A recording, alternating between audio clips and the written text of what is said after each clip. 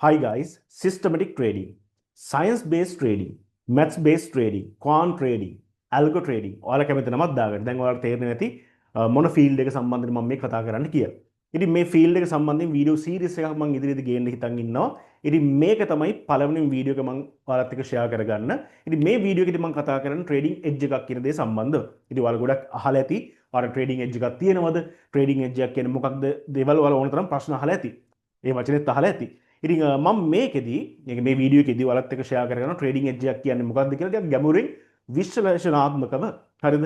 ඉතින් ඔයාලට මෙතනදී හොඳට තේරුම් ගන්න පුළුවන්. ඒ කවුරු හරි අහුවොත් එහෙම නැත්නම් ඔයාලට මේ මනසට තේරුම් ගන්න පුළුවන් මේ ට්‍රේඩින් එජ් එකක් කියන්නේ නිවැරදිව ප්‍රිසයිස්ලි මොකක්ද කියන එක. ඒතොර තමන්ගේ ට්‍රේඩින් වලදී ඉදිරි අනාගතයේ ට්‍රේඩින් වලදී ඒක නිවැරදි භාවිතා කිරීමේ හැකියාවත් ඔයාලට හම්බ වෙනවා. හරි මම ඔයාලට කිව්වනේ මේ වීඩියෝ එකේදී මම කතා කරන්නේ ට්‍රේඩින් එජ් එක සම්බන්ධයෙන් කියලා. හරිද? ඉතින් මම ගොඩාක් වැලවට අරන් නැතුව මම to the point කතා කරගෙන යන්නම්. ඒතොර ඔයාලත් මේක බෝරින් නැතුව බලන්න පුළුවන්. මොකද මේ වගේ වටින ගොඩාක් කියවන දේ නෙමෙයි. අපි කියන පොඩි දේ ඔයාලා කොහොමද හොඳට තේරුම් ගන්න කියන එක.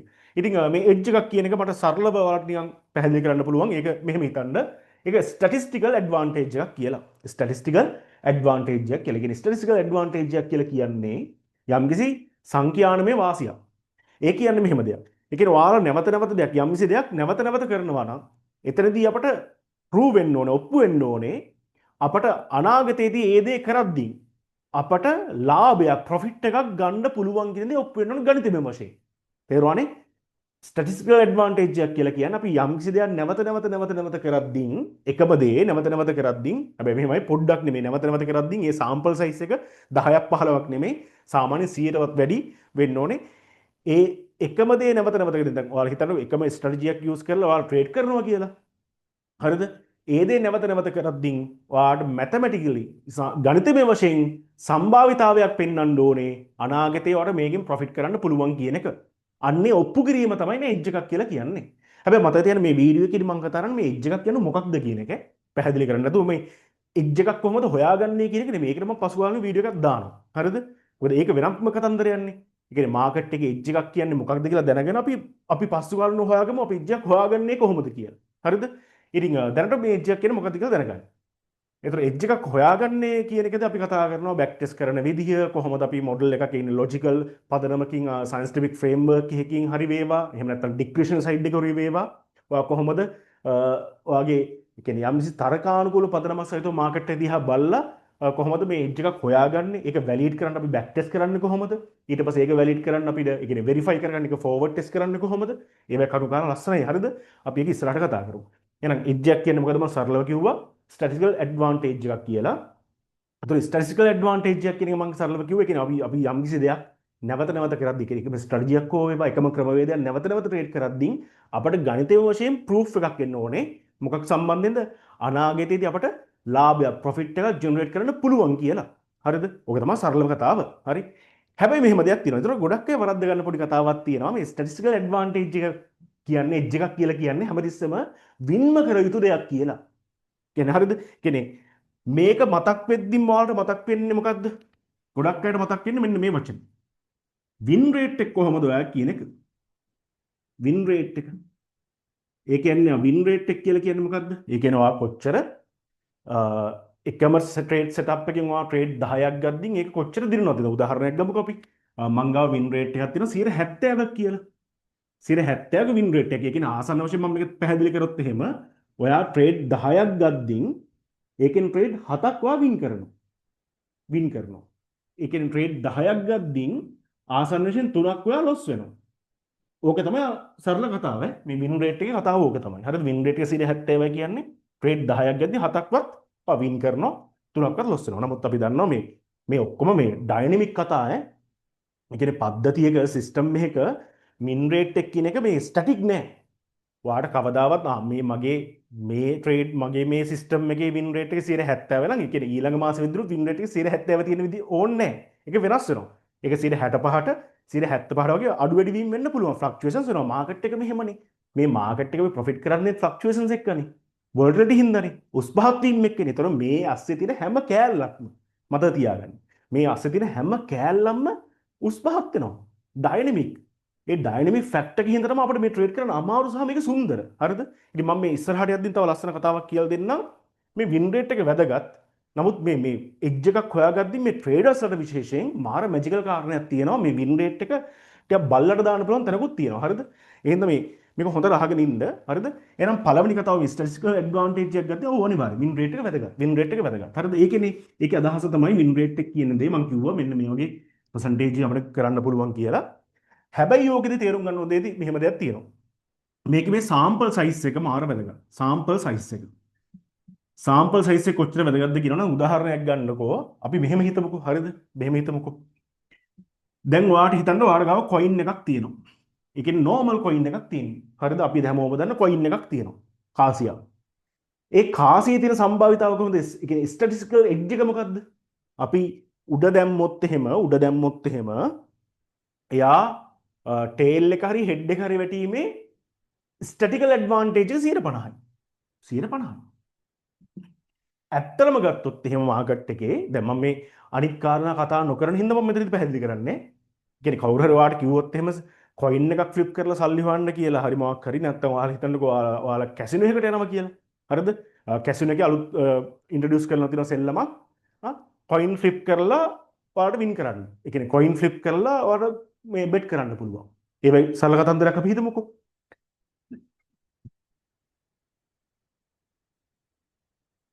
එතකොට එහෙනම් අපිට මේ කොයින් එකේ 150කනේ සම්භාවිතාවය තියෙන්නේ. ටේල් එක හෙඩ් එක වැටීමේ. එතන අපිට ස්ටැටිකල් ඇඩ්වාන්ටේජ් එකක් තියෙනවද? නැහැ. ඇයි? ස්ටැටිකල් ඇඩ්වාන්ටේජ් එකක් නැහැ කියලා කියන්නේ භාගෙට භාගෙ 50ට 50 තියෙන්නේ. තේරෙනව නේද? හැබැයි මේක මෙහෙම වෙන්න පුළුවන්. ඔයාලට මුලින්ම හෙඩ් එක වැටෙන්න පුළුවන්. ඊට පස්සේ ආයෙ ටේල් එක වැටෙන්න ආයෙ හෙඩ් එක වැටෙන්න පුළුවන්. හෙඩ් එක වෙන්නේ. නමුත් දැන් මේ වගේ සාම්පල් සයිස් එක පොඩි නං. දැන් උදාහරණ 1 2 3 4 5 6 7 8 9 10. හරිද?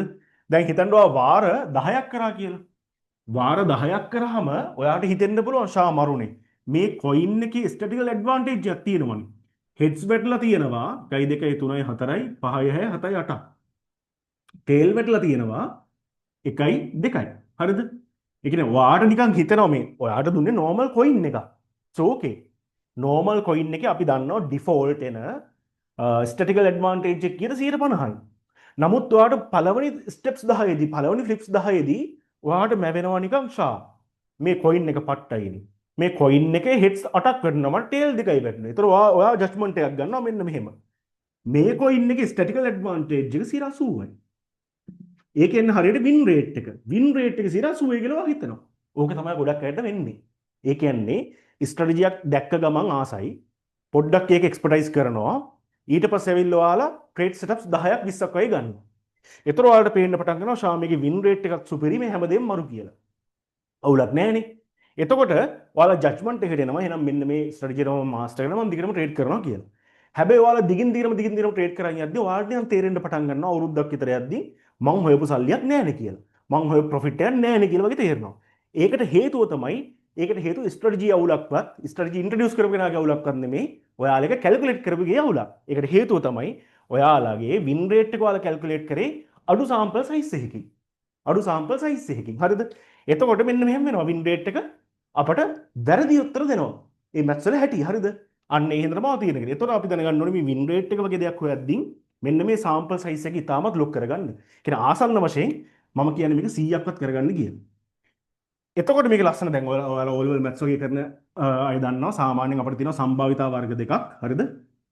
සම්භාවිතා වර්ග දෙකක් තියෙනවා. එකක් තමයි සෛද්ධාන්තික සම්භාවිතාවය theoretical probability කියලා කියනවා. අනිත් එක තමයි practical හරිද? ප්‍රායෝගික සම්භාවිතාවය. දැන් අපි ගත්තොත් මේ coin එකේ අපි coin එකේ හොඳ ආකාරයෙන්ම දන්නවා probability එක කීයද? අපි දන්නවා මේ මෙතන බිඳුව මෙතන 1. එහෙනම් coin එකක් අපි සාමාන්‍යයෙන් coin එකක් ගත්තොත් 0.5ක තියෙනවා. හැබැයි අපිට පේනවා මේ sample size 10යි. මේ තියෙන්නේ sample size එකේ sample size එක. හරිද? ඒ කියන්නේ කරන වාර ගාන වැඩි වෙද්දී එහෙනම් අපිට තේරෙනවා මේ sample size 10 වෙද්දී 10 දී මට තිබ්බේ කීයද? 0.8ක. මෙන්න මේ හරියෙන් පටන් ගත්තා. මේ හරිය. ඕකේ දැන් 20කට ගියත් අර මේ වගේ තියෙන්නේ. හරිද? ඊට පස්සේ තාම 30ක් වගේ ගියත් ඔන්න ඔය වගේ තියෙනවා. එතන අපිට පේනවා ඔයාගේ මේ ගුණ මේක යන්නේ ඔන්න ඔය විදිහට. හැබැයි මේ sample size එක වැඩි වෙන්න අවසාන මොකද වෙන්නේ? අන්න මේ විදිහට වෙනවා. ඒ කියන්නේ ඔයා කරන වාර ප්‍රමාණය වැඩි වෙන්න මෙන්න මේ තියෙන ප්‍රායෝගික සම්භාවිතාවයයි ඔයාට එන සෛද්ධාන්තික සම්භාවිතාවය එකක් වෙනවා. තේරුණා නේද? එහෙනම් මත තියෙන වින් රේට් එක වැදගත්. ස්ටැටිකල් ඇඩ්වාන්ටේජ් එකක් ගැන තමයි මම මේ කතා කරන්නේ. මම ආයෙත් මේ පොඩක් පැටලලා නම් කියන්නේ. පොඩක් මම වේගෙ වැඩිත් දන්නේ නැහැ නේ හරිද? කතා කරේ එජ් එක සම්බන්ධයෙන්. ඒතර මම එජ් එකක් කියන දේ සරලව පැහැදිලි කරලා ස්ටැටිකල් ඇඩ්වාන්ටේජ් එකක් කියලා. හරිද? ඒ කියන්නේ සංඛ්‍යාවන් වශයෙන් ඒ කියන්නේ අපිට ගත්තොත් එහෙම ගණිතයෙන් වශයෙන් අපිට ප්‍රූව් වෙන්න ඕනේ අපිට මේක දීර්ඝකාලීනව අනාගතයට ප්‍රොෆිට් කරන්න පුළුවන් කියලා. ඒ කියන්නේ සම්භාවිතාවෙන් වැඩි ප්‍රමාණයක් එන්න ඕනේ. ඒතර මම කිව්වා මේක වින් රේට් එක ගැන කතා කරද්දී එක් කිව්වේ මේ අනිවාර්ය ස්ටැටිකල් ඇඩ්වාන්ටේජ් එක බලන ක්‍රමයක් තමයි මේ වින් රේට් එක. ඔෆ් කෝස් අවුලක් නැහැ. හැබැයි අපේ ප්‍රශ්නයක් තියෙනවා මේ වින් රේට් එක එක්ක අනිවාර්යෙන් වින් රේට් එක හොයද්දී මේ සාම්පල් සයිස් කියන concept එක එන්න ඕනේ. සාම්පල් සයිස් එක. හරිද? මම මෙතන පැහැදිලි කරා කොයින්ස් ෆ්ලිප් 10ක් කරොත් එහෙම සාම්පල් සයිස් එක අඩු හින්දා මට සැබෑ සම්භාවිතාවයෙන් මගේ ප්‍රායෝගික සම්භාවිතාව විචලනය වෙනවා වැඩි. DV1 වෙනවා වැඩි. හරිද? එතකොට මං හිතුවා ඔයාලට පැහැදිලි කරා මං හිතුවා මේ ට්‍රේඩ් 10ක් ගද්දී 8ක් වින් හින්දා මං එතන ගියා 80ක වින් රේට් එකක් තියෙන හින්දා වගේ කතන්දරයක් කිව්වනේ.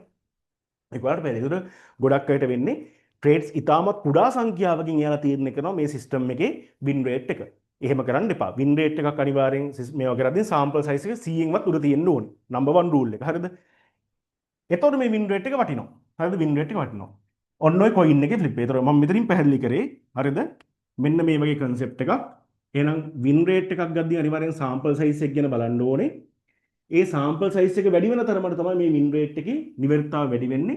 ඉතින් වින් රේට් එක වැඩි කියන්නේ සාම්පල් සයිස් එක වැඩි වෙලා සාම්පල් සයිස් එකත් වැඩි වෙලා ඔයාට හොඳ වින් රේට් එකක් තියෙනවා නම් දෙයියනේ.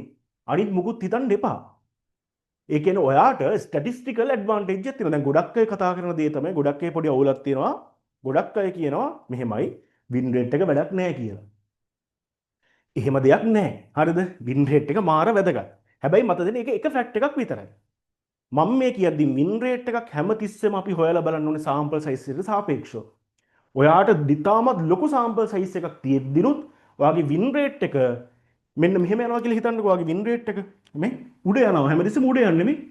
ආයේ අවුලක්ම නැහැ. උඩ යන්නේ. මේ වගේ තැනක වෙනස් වෙන්න පුළුවන්. ටික විචලනය වැඩි වෙන්න පුළුවන් ඈ. උඩ යන්නේ. එහෙනම් ප්‍රශ්නයක් නැහැ. ඔයාට හොඳ ස්ටැටිස්ටිකල් ඇඩ්වාන්ටේජ් එකක් තියෙන කියන්නේ හොඳ එජ් එකක් තියෙනවා කියලා ඔයා මත තියාගන්න. ඔක නම්බර් 1. හරිද? හැබැයි ඉතින් ඕක ප්‍රායෝගිකව වෙන්නේ නැහැ. සාම්පල් සයිස් එකේ අද්දින් එහෙම අපිට ඒකේ සැබෑ අර්ථය දැනගන්න පුළුවන් වෙනවා. අපි හිතන් ඉන්න සමහර ස්ට්‍රැටජිස් ඉතාමත් අඩු වින් රේට්ස් වලට වැටෙනවා මේ සාම්පල් සයිස් වැඩි වෙද්දී. ඔක තමයි පළවෙනි එක. හරිද? හරි. දැන් මෙහෙම හිතන්නකෝ මේ වින් රේට් එක ගැන මම පැහැදිලි කරපු ඉඳන් මම මේ කියන්නේ. හරිද? දැන් ඔයාලට මෙහෙම කොයින් එකක් දෙනවා. හරිද? ඔයාලට කොයින් එකක් දෙනවා බයස්ඩ් කොයින් එකක්. බයස්ඩ් කොයින් එකක් දෙනවා. ඒ කියන්නේ බයස්ඩ් කොයින් එකක් කියලා කියන්නෙම අපි හිතමු ටේල් එක වැටීමේ සම්භාවිතාවය 60ට ෆයින් ටියුන් කරපු එකක්. ඒ කියන්නේ ඔයාලා දන්නවනේ එහෙම කරන්න පුළුවන් නේ. යම්කිසි ප්‍රමාණයක කොයින් එකේ තියෙන අපි ගත්තොත් ඒ මොනවද මෙටල්ස් වලට තව ටිකක් මෙටල් ඩෙන්සිටි එක වැඩි කරලා අපිට දේවල් ඇටච් කර හැකියි. ඒතකොට අපි දන්නවා අපිට මෙහෙම බයස්ඩ් කොයින් හදුව හැකියි කියලා. දැන් මේ වගේ බයස්ඩ් කොයින් එකක් දුන්නොත් එහෙම ඔයාලට ස්ටැටිකල් ඇඩ්වාන්ටේජ් එකක් කියන්නේ. දැන් ඔයාලට මෙහෙම කොයින් එකක් දීලා ඔයාලට කියනවා මේ ගිහින් මේ ක්‍රීඩාව කරන්න කියලා. මෙන්න මේ බෙට් ස්ටික් කරන්න කියලා. ඔයා බය නැහැනේ. ඔයා දන්නවනේ ස්ටැටිකල් ඇඩ්වාන්ටේජ් එකක් තියෙනවනේ. 60ක. හරිද? 160ක ටේල් එක වෙන්න එක තියෙනවා. තේරුණා නේද මං කියන්නේ? ඒ කියන්නේ 50-50. ඒ කියන්නේ මැත්ස් වලදී මතක තියාගන්න 150ක ස්ටැටිස්ටිකල් ඇඩ්වාන්ටේජ් එකක් 150ක වින් රේට් එකක්. හරිද? වින් රේට් එකක් වගේ දෙයක්. ගත්තොත් එහෙම ඒක විතරක් සැලකුවොත් වින් රේට් එක විතරක් සැලකුවොත් එහෙම එතන ස්ටැටිස්ටිකල් ඇඩ්වාන්ටේජ් එකක් නැහැ. හරි මෙතන දැන් බයින්න පටන් ගන්න එපා. පස්සේ අවසාන ෆැක්ට් එක කතා කරනවා මේ රිස්ක් රිවෝඩ් එකත් එක මේක අඩු වුණොත් ප්‍රශ්නයක් නැහැ කියලා. මොකද නැත්තම් කට්ටිය බාගෙට බලලා බැනගෙන එනවා. හරිද? එහෙම පිස්සු වෙන්න අපා. සාමාන්‍ය වීඩියෝ එකක් බලද්දී එක්කෝ නොබල ඉන්න. එහෙම නැත්තම් සාමාන්‍ය මුලදී අගටම බලන්න. බාගෙට බලලා කියවන්න එපා. මම එහෙම කැමති නැහැ. හරිද? ඒ කියන්නේ එහෙනම් මෙතනදී මම මේ ගන්න මේ වින් රේට් එක කියන කතා බහ විතරමයි කියන එක මතක තියාගන්න ප්ලීස්. හරිද? එහෙනම් වින් රේට් එකක් විදිහට විතරක් ගත්තොත් එහෙම 150ක වින් රේට් එකක් කියන එක ස්ටැටිස්ටිකල් ඇඩ්වාන්ටේජ් එකක් නෑ. එහෙනම් අපි මැතමැටිකලි වින් රේට් එක 150ට වඩා උඩින් තියෙන ඕනෑම දෙයක් වින් රේට් එක මත වින් රේට් එක මත පදනම් පමණක්ම අපි හිතුවොත් එහෙම එතන ස්ටැටිස්ටිකල් ඇඩ්වාන්ටේජ් එකක් තියෙනවා. දැන් ඕක තමයි මේ කැසිනෝ වලට වෙන්නේ. හරිද? කැසිනෝ වලට වෙන්නේ ඕක තමයි කියන්නේ මෙන්න මෙහෙම දෙයක්. උදාහරණයක් ගමුකෝ. කැසිනෝ එකේ තියෙනවා හවුස් එජ් කියලා එකක්. කැසිනෝ වල තියෙනවා හවුස් එජ් එකක්. හවුස් එජ් කියලා කියන්නේ අපි ඒකට. ඒක හවුස් එකේ තියෙන එජ් එකට. හරිද? ඔයාලා බිලීව් කරන්න මේ හවුස් එජ් එක ගත්තොත් එහෙම 51 ගාන. 51.7ක් වගේ මට මතක නෑ. නමුත් ඔය ගාන මතක. ආසන්න වශයෙන් 102ක වගේ තමයි 102ක වගේ තමයි මේ එජ් එක තියෙන්නේ. කියන්නේ 51.7ක් අර යට තියෙනවා. ඒ කියන්නේ 48.3ක සම්භාවිතාවයක් තමයි කාට තියෙන්නද? අපේ ට්‍රේඩර්නේ 7.3යි. ඔව් හරිද? ඔන්න වගේ 48.3යි 51.1 කියන්නේ 51.7ක් තමයි හවුස් එකට තියෙන්නේ. කැසිනෝ එකට තියෙන්නේ. 48.3ක් තමයි මේ අපේ එන මේ කියන්නේ කස්ටමර්ස්ලාට තියෙන්නේ. ඊට වඩා වෙනවා මේ වගේ ඉතාමත් කුඩා එජ් එකක් භාවිතා කරලා. මේ ස්ටැටිස්ටිකල් ඇඩ්වාන්ටේජ් එකක් භාවිතා කරලා කැසිනෝ කියන අය බිලියන්ස් ගණන් හොයනවා. ඒකට හේතුව වොලියුම් එක ලොකු හින්දා. හරිද? ඒකට හේතුව වොලියුම් එක ලොකු හින්දා. නමුත් අපි ඔය කතා කරද්දි මේ ගොඩාක් කතා කරනවා මට මේ වැඩි දේවල් හරිද? ඒ හින්දා මට මේ පොඩ්ඩක් එහෙම වෙන්නේ. එහෙනම් හොඳට මතක තියාගන්න වින් රේට් එක විතරක් පදනම් කරගෙන ස්ටැටිස්ටිකල් ඇඩ්වාන්ටේජ් හොයන්න පුළුවන් දෝ. හොයන්න පුළුවන් ප්‍රශ්නයක් නැහැ. අවුලක් නැහැ. එහෙම එකක් තමයි උදාහරණයක් ගත්තොත් කැසිනෝ එක. කැසිනෝ එකේ එජ් එක හදලා තියෙන්නෙම කැසිනෝ එකේ එජ් එක හදලා තියෙන්නෙම වින් රේට් එක මත පදනම්ම විතරමයි. පදනම්ම විතරමයි. ඒක තමයි ලස්සන. හරිද දැනගන්න. හරිද? මෙන්න මේ හවුස් එජ් එක.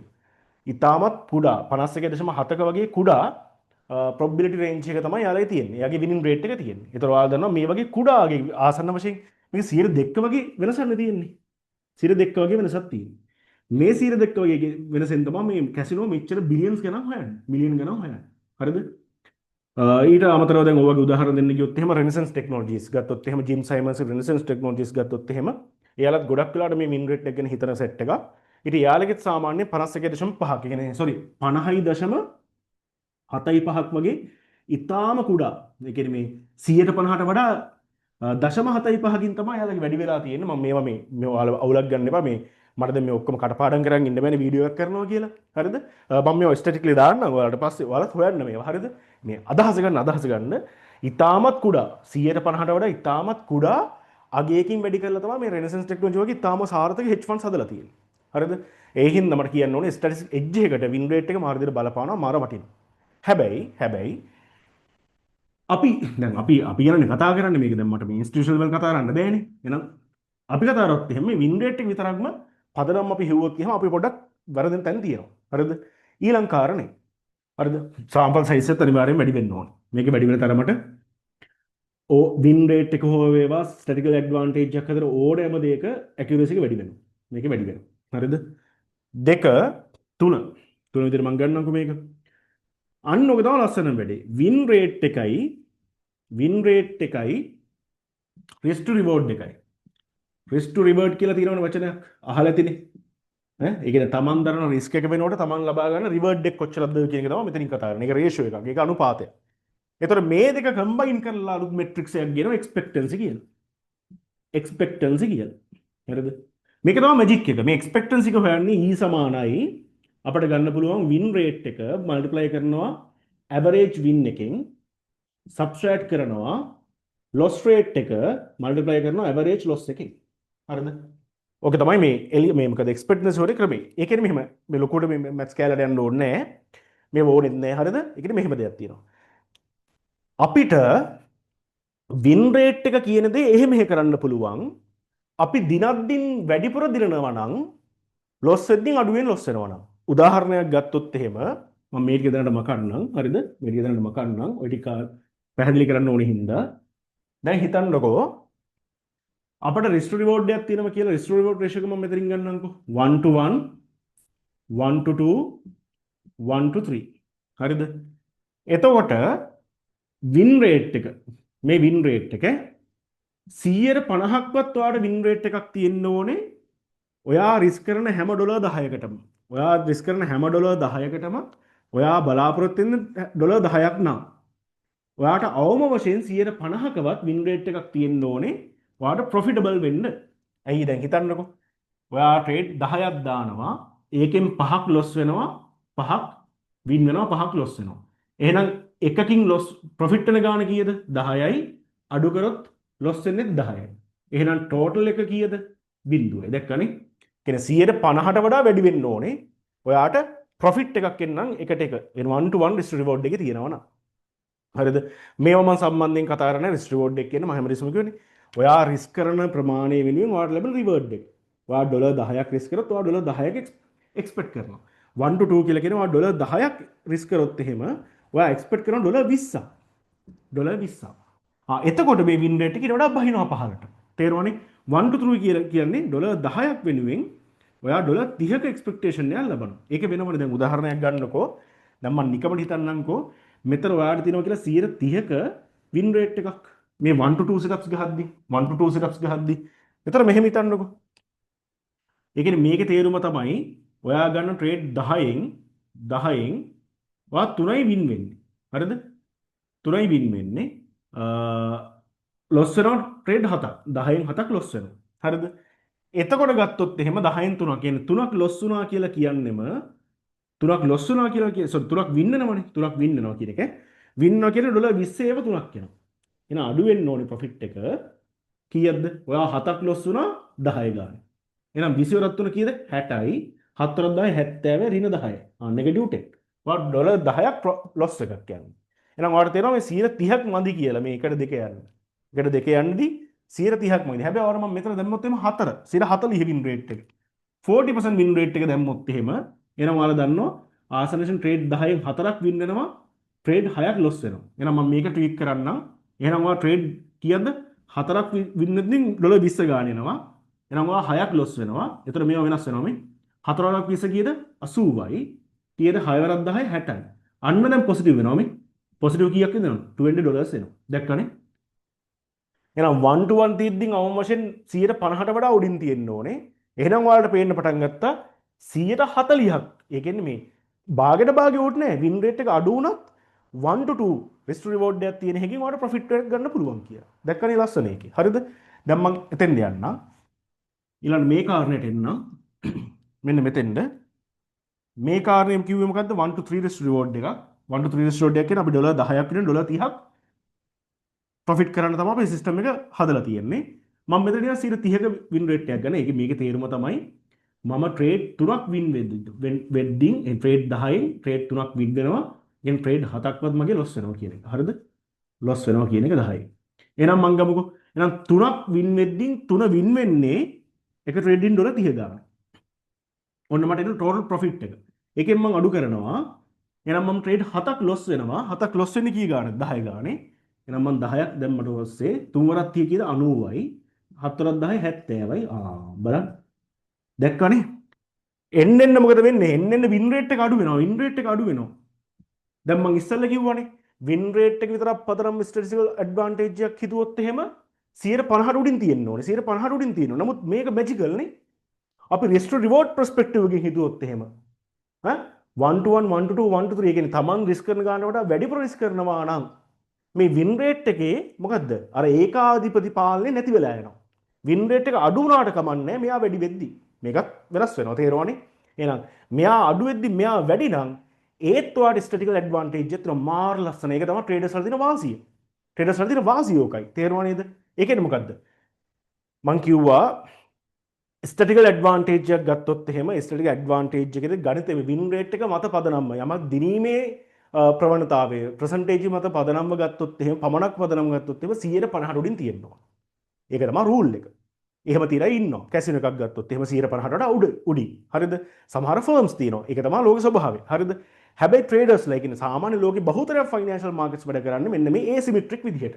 ඒසිමෙට්‍රික් විදිහට කියලා කියන්නේ අපිට මේ වින් රේට් එක මෙහෙම ඉතාමත් ඉහළව කරගන්නවට වඩා ලාභයි වාසි මොකක් කරන එකද? තමන් වින් කරන ප්‍රමාණය තමන් රිස්ක් කරන ප්‍රමාණයට වඩා වැඩි කරගන්න එක. අන්න එහෙම වැඩි කරගන්න සිස්ටම් අපි හොයන්න අපේ වින් රේට් එක අඩු වුණා කියලා ප්‍රශ්නයක් නෑ. අපිට ප්‍රොෆිටබල් විදිහට එන් කර හැකියි. හරිද? ඒක තමයි මේකේ මැජික් එක. එහෙනම් හැමතිස්සෙම අතර එක්ස්පෙක්ටන්සි. එහෙනම් ඔයාගේ සිස්ටම් එකක් බලන්න ඕනේ. ඔයාගේ ඇවරේජ් වින් එක ඇවරේජ් ලොස් එකට වඩා වැඩියෙන් තියන්න. හරිද? මේවා මම සාමාන්‍යයෙන් ටිකක් වැඩිපුර කතා කරන්න මට ඕනේ මෙතන සරල අදහසක් දෙන්න විතරයි. හරිද? ඉතින් මම මේ කරන පළවෙනි වීඩියෝ එකනේ. ඉතින් මට ඔයාලා අදහස් දක්වන්න එක්ක මම කරනවා වේගය වැඩිද නැත්නම් කියන මගුල් තේරෙන්නේ නැද්ද? හරිද? එහෙම නැත්නම් සමහර කාරණා කියලා දෙද්දී ඒවා මම මීට වඩා චුට්ටක් පැහැදිලි කරන්න ඕනද වගේ දේවල් කියලා දෙන්න. මොකද මටත් ඕනේ මේකෙන් ෆීඩ්බැක් එකක් ගන්න. හරිද? ෆීඩ්බැක් එකක් හම්බෙන්න ඉතින් මේ වීඩියෝ එක මෙතෙන් දක්වා බලපුවා. ඉතින් thank you ඒ බලපුවාට. ඉතින් ඔය කාරණා. ඒතර මම කියවනේ මේ එජ් එකක් කියන්නේ සරලව ස්ටැටිකල් ඇඩ්වාන්ටේජ් එකක්. එහෙනම් මේ එක්ස්පෙක්ටන්සි කියන කාරණා ඔයාලට පුළුවන් නම් තමන්ගේ රිස්ක් එකට වඩා රිවර්ඩ් එක වැඩි කරගෙන සිස්ටම් එකක් හදාගන්න වින් රේට් එක අඩු වුවද ඔයාලට මොනවද තියෙනවද? ස්ටැටිස්ටිකල් ඇඩ්වාන්ටේජ් එකක් තියෙනවා. ඉතින් ලෝකෙ බහුතරයක් ට්‍රේඩ් කරලා තියෙන ට්‍රේඩර්ස්ලා කරන්නේ ඔන්න ඔය වැඩි. ඉතින් මේකේ තියෙන ලස්සනම වාසිය තමයි මෙන්න මේ රිස්ක් රිවර්ඩ් එක ගැන කියද්දී හරිද? රිස්ක් රිවර්ඩ් එක ගැන කියද්දී අපට ඉන්ෆිනිටි එක. හරිද? ඉන්ෆිනිටි ඒ කියන්නේ මේ කාරණේදී ගත්තොත් එහෙම රිස්ක් රිවෝඩ් එක නේ. මෙහෙම මම මේකක් අඳිනවා ග්‍රාෆ් එකක්. හරිද? දැන් මේ තියෙන අපේ ප්‍රොෆිට් එක. හරිද? මේ තියෙන අපේ ලොස් එක. මේ පැත්තට තියෙන අපේ ලොස් එක. හරිද? එතන මෙතන මම බිංදුව වගේ ගන්නවා. බිංදුව වගේ ගන්නවා. නැත්තම් මෙතන මම ඉන්වෙස්ට්මන්ට් amount ගන්නවා. Investment amount. හරිද? amount එක ගන්නවා සරලව. ඒ කියන්නේ හිතන්න ඔයාලා ඩොලර් 10ක් දානවා ට්‍රේඩ් එකකට. ඩොලර් 10ක් දානවා. ඒ 10ේදී ඔයාට ලොස් වෙන්න පුළුවන් උපරිමයක් තියෙනවනේ. කීයද? නෙගටිව් 10යි. හැබැයි ඔය වින් වෙන්න පුළුවන් නේ දැන්. ඔයා මේක ට්‍රේඩ් එක අල්ලන් ඉන්නවනේ දැන් උදාහරණයකම බිට්කොයින් වගේ දෙයක්. ඉතින් අවුරුදු ගාණක් කරන් අපි දැක්ක එක්ස්පොනෙන්ෂල් මූව්මන්ට් එකක් ඉහළටනේ. කියන්නේ ඔයාලා දන්නවා අර ඉතාමත් මේ දශකයට කලින් වගේ ඩොලර් 10ක වගේ බිට්කොයින් ගත්තා දැන් වෙද්දි ලොකු රිවර්ඩ් එකක් ඉන්නවනේ. ලක්ෂ ගාණක ප්‍රොෆිට් තියන ඉන්නවනේ. අන්න මේ කාරණේ මම නිකන් ඔයාලට පැහැදිලි කරන්න යන්නේ. හරිද? ඉතින් ඩොලර් 10න් වුණත් මේකේ නිමාවක් නැහැ. මේ ප්‍රොෆිට් එකේ නිමාවක් නැහැ. තේරෙනවද? එහෙනම් මෙන්න මෙහෙම ග්‍රාෆ් එකෙන් හැමදෙස්සම. ග්‍රාෆ් එකෙන් මෙන්න මේව. ඒ කියන්නේ ඔයා පටන් ගන්න එක ඔයා වැඩි වුණොත් එදා ප්‍රොෆිට්. හරිද? වැඩි වුණොත් ප්‍රොෆිට් එක ඔයාට ලොස් වෙන්න පුළුවන් උපරිම ගන්න ඩොලර් 10යි. හැබැයි මේක රිවර්ඩ් එක ගත්තොත් එහෙම අනන්තයයි. අනන්තයයි. ඉතින් ඔය අතරේ තමයි අපි ඉන්නේ. අපි ට්‍රේඩ් එකක් ගද්දී එකට එක ඉන්නවනම් ඩොලර් 10යි. එකට දෙක ඉන්නවනම් ඩොලර් 20යි. එකට තුන ඉන්නවනම් ඩොලර් 30යි. ඉතින් සමහර වෙලාවට එකට 20 වගේ. ඒ කියන්නේ ඩොලර් 100යි. 200යි. ඔය වගේ ඉන්නවා. තේරෙනව නේද?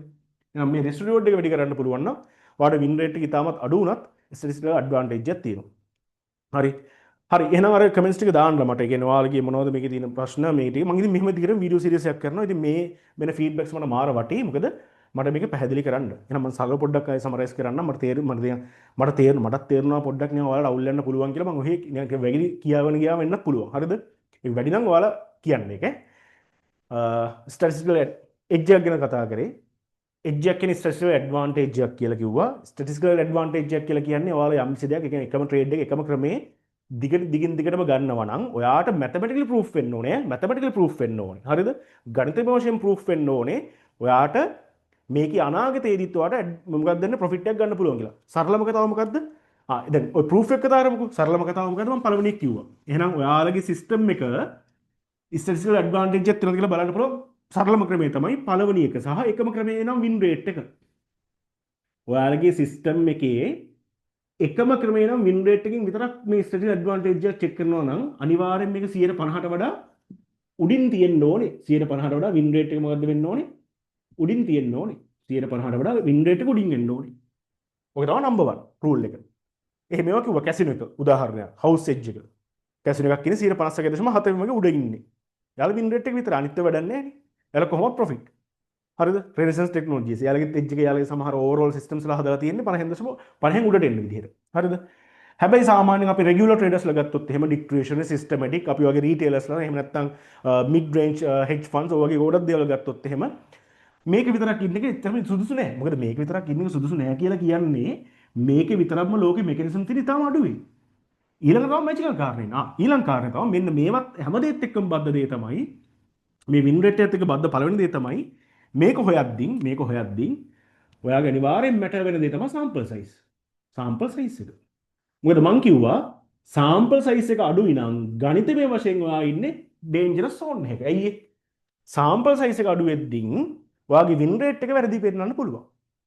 අඩු සාම්පල් සයිස් එකේ වින් රේට් එක 80ක් පෙන්වන්න පුළුවන්. එහෙනම් මතක තියාගන්න සාම්පල් සයිස් එක වැඩි වෙන තරමට තමයි මේ වින් රේට් එක ගැන නිවැරදි පින්තූරයක් ඔයාලට හම්බෙන්නේ. නිවැරදි පින්තූරයක් හම්බෙන්නේ. හරිද? කියන්නේ අවම වශයෙන් මම කිව්වා එකම පාවිච්චි කරන ට්‍රේඩින් සෙටප් එකක් තියෙනවා. උදාහරණ සප්ලයි ඩිමාන්ඩ් ලෙස ට්‍රේඩ් කරනවා කියලා හිතන්නකෝ. SMC මොඩල් මොකක් හරි මොඩල් එකකින් මොකක් හරි එන්ට්‍රි මොඩල් එකකින් ට්‍රේඩ් කරනවා කියලා හිතන්නකෝ. ඒ අවම වශයෙන් ට්‍රේඩ් 100ක්වත් දාලා ඔයාගේ වින් රේට් එක පැහැදිලිව තියෙන්න ඕනේ. ඔයාලා ෆෝවර්ඩ් ටෙස්ට් එකක් බැක් ටෙස්ට් ඔය ඔක්කොමත් කරලා ඔයාලා පුළුවන් නම් මේ සාම්පල් සයිස් එක 200 300 500 වගේ ගිනිහින් ඔයාලා මේ වින් රේට් එක කැල්කියුලේට් කරන්න ඒක ඉතාමත් වටින දෙයක් වෙනවා. හරිද? ඊළඟ කාරණේ මම කතා කරා. හරි. ඕකනේ මේ ලස්සන වැඩේ එක්ස්පෙක්ටන්සි දිනවද කියලා බලන්න කියලා. එක්ස්පෙක්ටන්සි කියලා කියන්නේ මම එතනදී පැහැදිලා රිස්ක් ටු රිවෝඩ් එක. මේක මාර වටිනවා කියලා ට්‍රේඩින් වලදී. ඔයාගේ රිස්ක් රිවෝඩ් එක වැඩි කරගන්න පුළුවන් නම් ඔයාගේ රිස්ක් රිවෝඩ් එක වැඩි කරගන්න පුළුවන් නම් අඩු වින් රේට් එකක් තියෙන සිස්ටම් වලදී පවා අඩු වින් රේට් එකක් තියෙන සිස්ටම් වලදී පවා ඔයාට මොකක් හම්බ වෙනවද? මොකක් හම්බ වෙනවද? ස්ටැටිස්ටිකල් ඇඩ්වාන්ටේජ් එකක් හම්බ වෙනවා. ඒ කියන්නේ ඔයාට හම්බ වෙනවා ඉච්ච. ඔක තමයි සරල කතන්දරේ. තේරෙනව නේද? හරි. මම හිතන්නේ ගොඩක් වෙලා ගත්තත් දන්නේ නැහැ. මම ඉදිරියට මමත් මේකේ තියෙන අඩුපාඩු අඩු කරගෙන වැඩි ටික කරා. හරිද? මම හිතනවා සරලව තේරෙනවා ඇති එජ් එකක් කියන්නේ මොකක්ද කියලා. ඕක තමයි මැතමැටිකලි කියන්නේ. එජ් එකක් කියන්නේ ස්ටැටිකල් ඇඩ්වාන්ටේජ් එක. ඒක හොයන්න කරන ක්‍රම දෙක තමයි තියෙන්නේ. හරිද? වාට තියනවාද කියලා හොයන්න බලන්න. තව තියෙනවා විදිය. තව තියෙනවා විදි මම ඒවා පැහැදිලි කරන්නම් ඉස්සරහට. හරි? හරි එහෙනම් see you guys. කමෙන්ට් එකක් දාන්න. ඉතින් අර මම කිව්වා වගේ ඔයාලට මේ වීඩියෝ සීරීස් එක දිගටම බලන්න ඕන නම් ඔයාලා අනිවාර්යෙන් මොකද මගේ Facebook page එක YouTube channel subscribe කරලා තියන්න. ඊට අමතරව අපේ තියෙන ඔය active communities තියෙනවා ලංකාවේ ගොඩක් forex group වනම් මොන. ඉතින් ඒවට මම ගොඩක් වෙලාට දානවා content. ඉතින් ඒවත් follow කරලා ඒවට add වෙලා ඉන්න. හරි? එහෙනම් thank you guys. අපි ඊටමත් ඉක්මනින් මම මේ වීඩියෝස් දිගටම ගහනවා. මේ අවුරුද්දේ දිගටම මම මේ වීඩියෝ සීරීස් එක ගහන්න හිතන් ඉන්නේ. මට ඉඩ ලැබෙන හැම වෙලාවකම. ඉතින් මේ විදිහට තමයි යන්නේ. බලමු. හරි? thank you එහෙනම් guys. හරි. bye.